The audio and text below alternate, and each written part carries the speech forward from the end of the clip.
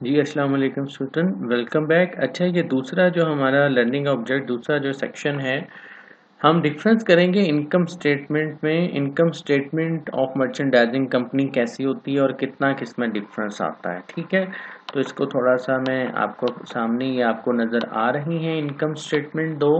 देखें, एक service sector से रिलेटेड है और सर्विस सेक्टर की जैसे मैं बात कर रहा था अभी प्रीवियस के सिंपल एक आप नेट इनकम कैलकुलेट अगर करनी है तो उसमें हम क्या करते थे, रेवेन्यू लिखते थे। आई मीन कंपनी का ज़्यादातर यही होता था कि एक ही किस्म का रेवेन्यू होता था सर्विसेज के पॉइंट ऑफ व्यू से। ठीक है, और अगर दो हैं, एक से ज़्यादा अकाउंट हैं तो वो भी हम लिख सकते हैं। बहरहाल हम रेवेन्यू लिखते थे और रेवेन्यू के बाद जो है हम उसमें से लेस कर देते थे कंपनीज के जितने भी एक्सपेंस हैं। एक्सपेंस की जो भी लिस्ट होती थी आप उसको सम अप करते थे, सम करके रेवेन्यू में से हम लेस कर देते थे। यहाँ नज़र आ रहा है revenue minus expense equal net income.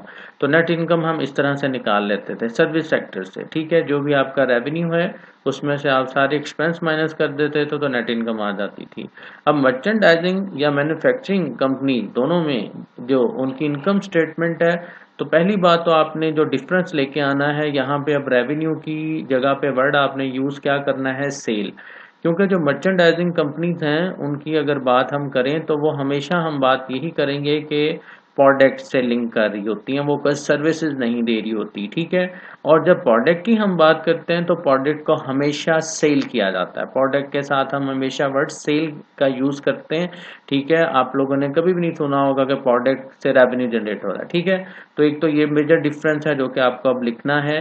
जहाँ पे पहले आप रेवेन्यू लिखा करते थे वहाँ पे आपने क्या करना है, सेल करना है। ठीक है, तो जब भी कंपनी प्रोडक्ट को सेल करेंगी, ठीक है, तो उसके लिए हमारे पास जो एक अकाउंट है, हम रेवेन्यू की बजाय सेल ही लिखेंगे। टोटल सेल लिख सकते हैं, नेट सेल लिख सकते हैं। ठीक है, तो इस किस्म की चीज़ हम नेट सेल अमूमन हम लिख रहे होते हैं। ठीक है, अच्छा, जब आप सेल लिख देते हैं, सेल आपकी क्रेडिट ही होगी जैसे रेवेन्यू आपका क्रेडिट होता है।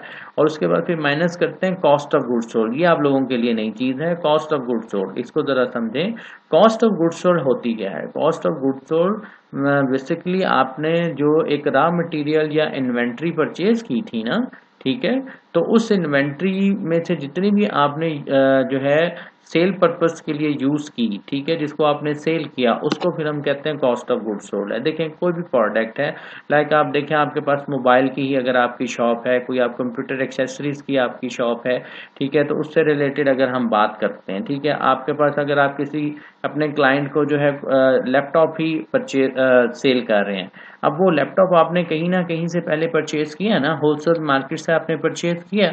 आपने लेट्स सपोज 40,000 का लैपटॉप कोई परचेज किया तो आप अपना मार्जिन रखेंगे 45 का, 43 का, आप उसको सेल करते हैं। ठीक है, तो यहाँ पे जो सेल है, लेट्स सपोज आप कहते हो 45,000 का मैंने एक लैपटॉप सेल किया, लेकिन सबसे पहली बात तो ये है कि आपने पहले उस पर इन्वेस्टमेंट की थी, पहले आपने उसको परचेज किया था। ठीक है, तो आपको क्या करना होता है, जो कॉस्ट ऑफ गुड्स सोल्ड, कि आपको उसकी कितनी कॉस्ट बेयर करनी पड़ी थी, हम पहले वो लिखते हैं। ठीक है, तो जब आप सेल में से कॉस्ट ऑफ गुड्स सोल्ड जो कि डायरेक्टली कंपनी जो है इन्वेस्टमेंट कर रही होती है, अपनी जो है इन्वेंट्री को परचेज करने के लिए जो पैसा लगाती है, जो भी परचेजेज हैं, तो उसको सबसे पहले हम क्या करते हैं, लेस करते हैं अपनी सेल में से। ठीक है, तो उसके बाद जो आपके पास आंसर आता है तो उसको हम कहते हैं ग्रॉस प्रॉफिट। ठीक हो गया जी। ग्रॉस प्रॉफिट कैसे कैलकुलेट किया जा सकता है, अगर आपसे कोई भी पूछ लेता है, हाँ यार ग्रॉस प्रॉफिट कैसे कैलकुलेट करते हो, तो आप कह सकते हो gross profit is equal to sale minus cost of goods sold. ठीक हो गया जी। चलें, अब यह जब ग्रॉस प्रॉफिट आपके पास आपने कैलकुलेट कर लिया, तो ग्रॉस प्रॉफिट के बाद फिर जो भी एक्सपेंस आएंगे, यहाँ पे देखें अदर एक्सपेंस का आपको नज़र आ रहा है। ठीक है, ये अदर एक्सपेंस में आपके बाकी जितने भी एक्सपेंस हैं उनको हम इंक्लूड करते हैं, या आपके जनरल एडमिनिस्ट्रेशन एक्सपेंस इनको हम कह सकते हैं। ठीक है, इसमें आपके सारे एक्सपेंस आएंगे जो कि आपके यूटिलिटी से रिलेटेड हो सकते हैं, एम्प्लॉयज़ की सैलरी हो सकती है, डेप्रिसिएशन हो सकता है, इंटरेस्ट हो सकता है, टैक्स होता है, जितने भी, जैसे यहाँ पे एक्सपेंस की लिस्ट थी वैसे यहाँ पे अदर एक्सपेंस की लिस्ट आ जाएगी आपके पास। ठीक है, हम ग्रॉस प्रॉफिट में से लेस कर देंगे बाकी सारे एक्सपेंस और हमारे पास नेट इनकम दोबारा से आ जाएगा। आप ये देख लें कि आपके पास ये जो पोर्शन है ये थोड़ा सा हमारे लिए नया है कि एक तो पहली बात हमने सेल लिखना है, सेल के बाद आपने कॉस्ट ऑफ गुड्स सोल्ड करना है और उसके बाद आपने ग्रॉस प्रॉफिट कैलकुलेट कर लेना है। ग्रॉस प्रॉफिट से फर्दर आपने एक्सपेंस माइनस करने और नेट प्रॉफिट आ जाएगा। ठीक हो गया जी। तो अब आपने जो इनकम स्टेटमेंट बनानी होगी मर्चेंडाइजिंग कंपनी की, तो यहाँ पे इस तरह से ये बनेगी। ठीक है, इन चीज़ों का आपने ख्याल रखना होगा। ठीक हो गया जी।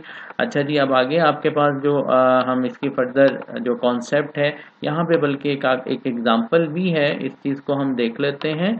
आपके सामने एक एग्जाम्पल इसने जो है हमारे नोट्स में है, ये देखें, income statement of a computer city shown in exhibit 6.1, ये आपको नज़र आ रही होगी। इसको एक एग्जांपल, computer city 900,000 in sale represent the selling price of merchandising. यहाँ पे देखें ये आपके पास इनकम स्टेटमेंट है, सेल कितनी है जी 900,000, ठीक है, डॉलर, ये हमारे पास सेल है। और उसके बाद less cost of goods sold 540,000, ठीक है, 540,000 उसने, and it item are sold from the inventory, their cost be removed from the balance sheet and transferred to the income statement to offset sale revenue. The 50,000 cost subtract from the sales revenue in a computer CT income statement is referred to the cost of goods sold। देखें, cost of goods sold आपको calculate करनी पड़ती है, सारा यहाँ पे यही बता रहा था कि आपको जो है जितनी भी आपने इन्वेंट्री परचेज की होती है उस इन्वेंट्री में से आपने जितना भी, जस्ट लाइक आप कहते हो कि यार मैंने जो इन्वेंट्री परचेज की थी ना वो 8 लाख की थी, ठीक है, या 7 लाख की थी, तो उसमें से अब आपने जो सेल की हैं हमने सिर्फ वो लिखना है। ठीक है, 7 लाख में से 5,40,000 की चीज़ें आप क्या कर चुके हो, बेच चुके हो, तो इसी वजह से वो कह रहा है कि सब्ट्रैक्ट। ठीक है, तो ये आपने क्या करनी है, जो टोटल इन्वेंट्री है उसी में से जितनी कॉस्ट ऑफ गुड्स सोल्ड है वो आपने जो है यूज़ करनी होती है 540, और इसको फिर सब्ट्रैक्ट कर देना है किस में से, सेल में से। हमारी जो सेल है 900,000, 9 लाख, ठीक है, तो 540 को आपने इसमें से लेस कर देना है। तो ग्रॉस प्रॉफिट आप देख सकते हैं 360, ये हमारे पास पहला प्रॉफिट है, लेकिन इसको हम क्या नाम दे रहे होते हैं, ग्रॉस प्रॉफिट। ठीक है, ये ग्रॉस प्रॉफिट आपके सामने आ गया। तो इस ग्रॉस प्रॉफिट में से फिर हम लेस करते हैं जो भी ऑपरेटिंग एक्सपेंस है, ये हेडिंग आपके सामने है, जिसमें वेजेस एक्सपेंस है, एडवर्टाइजिंग एक्सपेंस है, इंश्योरेंस है, यूटिलिटी है, डेप्रिसिएशन है, इनकम बिफोर टैक्स है, सारे के सारे जितने भी एक्सपेंस हैं इनको हमने इस तरह से सम करना होता है। पहले भी बताया था 234 ये हमारा अदर एक्सपेंस, ऑपरेटिंग एक्सपेंस, 360 में से 234 आप माइनस करते हैं 126 आ जाता है, और 126,000 पे आगे क्या कर रहे हैं, इनकम टैक्स वो लगा रहा है, इनकम टैक्स अप्लाई किया तो 36,000 इनकम टैक्स है, और आपके पास जो नेट इनकम है वो कितनी आ गई है 90,000। ठीक है, ये 90,000 हमारी नेट इनकम है। तो ये आपके पास जो है फॉर्मेट था एक मर्चेंडाइजिंग कंपनी का जिसको जो है हम डिस्कस कर रहे थे। ठीक हो गया, आगे जो है इसी की जो है उसने कैलकुलेशन सारी बताई हुई है कि 360 हमारा क्या था, डिफरेंस बिटवीन सेल और जो हमारा कॉस्ट ऑफ गुड्स सोल्ड है उनके दरमियान जो एक डिफरेंस आया वो ये है। ग्रॉस प्रॉफिट जो है नॉर्मल मेजर करता है प्रॉफिटेबिलिटी ऑफ सेल, और इसमें बल्कि एक रेशो भी है जिसमें जो है आप ग्रॉस प्रॉफिट मार्जिन देखना चाह रहे होते हैं। ठीक है, तो वो भी आप जो है कर सकते हैं। तो ग्रॉस प्रॉफिट है क्या चीज़, is a useful mean of the measure the profitability of a sale transaction, but it does not represent the overall profitability of a business। Gross profit है क्या, जस्ट आपकी सेल जो है उसमें से आपकी जो प्रॉफिटेबिलिटी है वो बताता है, बिजनेस की प्रॉफिटेबिलिटी को नहीं बताता कि टोटल आपके जितने भी एक्सपेंस है उसको नहीं हम काउंट कर रहे होते हैं। ठीक है, तो एक और इसी में कॉन्सेप्ट जो है हम डिस्कस करते हैं, accounting system required for the merchandising company. देखें, अब इसमें ज़रा कैलकुलेशन की तरफ अब मैं आपको लेके जा रहा हूँ। अभी तक जो है इनकम स्टेटमेंट और मर्चेंडाइजिंग से रिलेटेड हम बात कर रहे थे, जो डिफरेंस है उसको हमने सामने लेके आए। अब प्रीवियस जो हमारे पास लेसन्स हैं उनमें याद करें, हमने जो है जब हम इकोनॉमिक इवेंट्स को का जर्नल एंट्रीज हम किया करते थे तो उसमें हम जर्नल एंट्रीज का फ़ौरन बाद क्या करते थे, लेजर बनाते थे। ठीक है, अच्छा, ये जो लेजर है इसको नॉर्मली हम कंसिडर करते हैं कंट्रोल अकाउंट के, एक जो अकाउंट है उसमें जो भी इंक्रीज या डिक्रीज हुआ है तो वो हमारे सामने आ जाए, फाइनली उसका जो एक बैलेंस है वो सामने आ जाए, ताकि इसी बैलेंस के बिहाफ पे आप क्या करें, आप जो है अपनी फाइनेंशियल स्टेटमेंट को मेंटेन कर सकें। ठीक है, हम जो अपनी फाइनेंशियल पोजीशन है बिजनेस की उसको हम समराइज कर सकें इस लेजर अकाउंट से। ठीक है, जो भी एक अकाउंट है। ठीक है, अच्छा, अब ऐसा है कि देखें जब हम ये तो एक जनरल व्यू था लेजर का, लेकिन अगर हम अकाउंट पेएबल या अकाउंट रिसीवेबल की अगर हम बात करें, ठीक है, तो अब हर एक अकाउंट की जो है डिटेल हमें जो लेजर से उसके पता चल सकती है। एक नॉर्मल अगर लेजर का हम बात करेंगे, एक ओवरव्यू दे रहा होता है, लेकिन कुछ ऐसे आपके पास अकाउंट हैं, जैसे मैंने अकाउंट पेएबल की बात की, अकाउंट रिसीवेबल की बात की, जिनमें आपके पास जो है number of customer, number of client, ठीक है, हमारे आ सकते हैं, किसी एक कंपनी का नाम नहीं। रीज़न इज दैट कि आप देखें जब सेल करते हैं तो कई कस्टमर आपके हैं जिनको आप सेल कर रहे होते हैं अपनी प्रोडक्ट, ठीक है।